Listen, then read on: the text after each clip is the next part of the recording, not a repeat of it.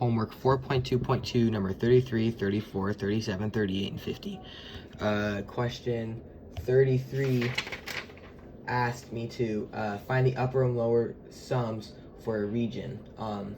And the graph it gave me looked like that right there. So it's y equals the square root of x. And it was something similar to that. And so first to find the left, first to find the left RAM, I put in 0 for I, and it goes up to 3. And then 0, well, it only goes up to 3 because over here you see it starts right there. For the left RAM, so 1 right there, I believe, and then 2, 0, and then 1, 2, 3. So it only goes up to 3 and not 4 like right RAM. And then 1/4 is the intervals, which is it is changing at, because per 1 there is 4 changes. So it'd be 1/4, and then I do 1/4 I, right? And I put this into my calculator for this one up here, and I got 0.52. And I did the same for the bottom, but for left RAM. So it starts at 1 and goes to 4 because you're going from the right side of the square. So you go 1, 2, 3, 4, right? So you put in 4, you get 0.77, and then I did 0.52 plus 0.77 over 2 to get the average, which is about 0.6433. And then for 34, it asked me to do the same thing, but it says for the equation y equals 4e to the negative x power, and it looks like that. And so I just used the same thing for the left RAM, because it doesn't matter, there's still 4 segments. 4 segments it's going over. However, it only increases by 1/2, right? So what I do here is I do the 0, so the I equals 0 and the 3 over, and then 1/2, which is pretty much the width, right? And then the height is 4 times e to the negative 1/2, because I just put that there, right? And then I plug this into my calculator again, and I got 4.852. And for this one right here, I used 1 and 4, because just like right RAM in the top one, I plugged in negative 1/2, and I got 4.852. So the answer for 34 is 4.852.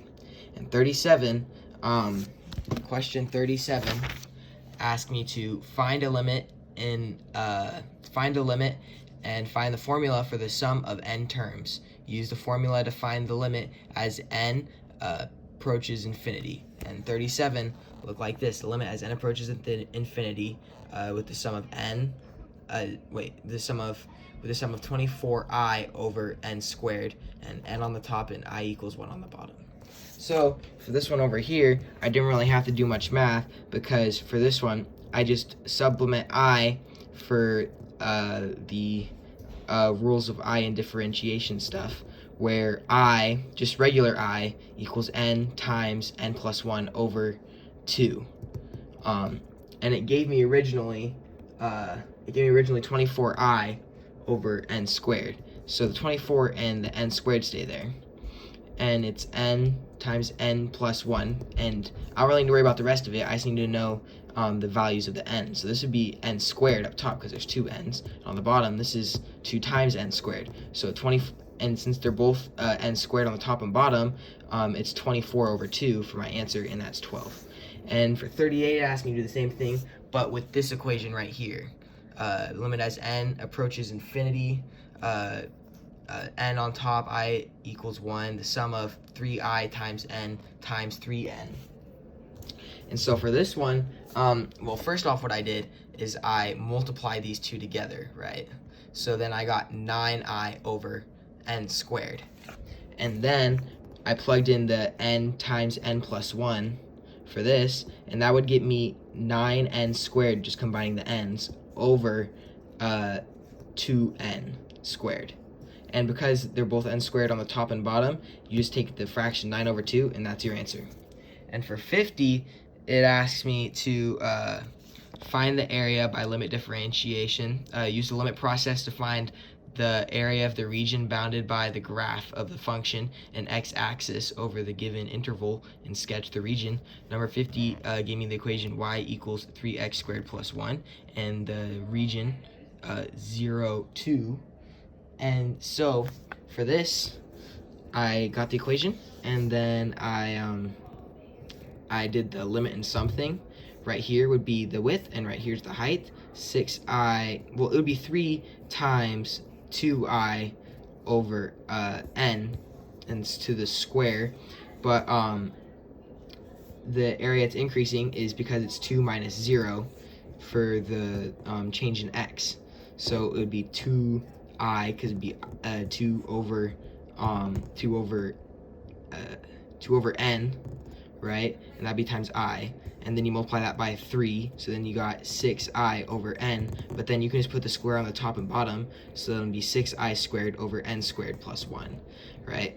And then what I do after this is I look right here, and I take the sum of this, 1, well, the sum of, well, before I do that, actually, I distribute this, so then I get 12 over n cubed, plus, well, 12 over n cubed I squared, right? I think, no, that'd be I believe it's I squared. And then plus 2n, right? And then that equals 24n cubed over 6n cubed. Because on this side, I had to, yeah, never mind. I just had to do this right here, right? And then I divide, since they're both n cubed on top and bottom, I do 24 over 6, that equals 4. And that's my homework.